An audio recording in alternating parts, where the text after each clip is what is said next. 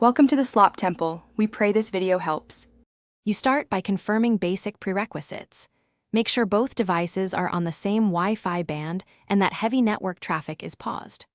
Once done, close background apps on the casting device and restart the router and both screens. This clears temporary buffers and often reduces latency. While they reboot, set the casting app to low latency or gaming mode if available. This forces smaller frame queues. Doing these steps first narrows the problem to network versus device performance quickly. Once devices are online, focus on network optimization and in app settings.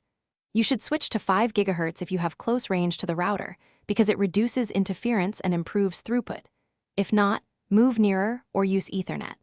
Next, enable CoS on the router to prioritize the casting device and select lower resolution or a 30 FPS target in the casting app to cut encoding delay.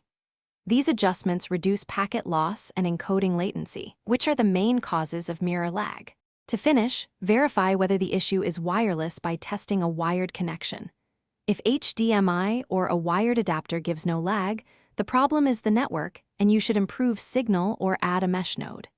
Make sure firmware and OS are updated, and reinstall the casting app to clear corrupted settings. If lag persists, reset router settings and try a different casting protocol. And if nothing works, try a temporary USB/Ethernet adapter.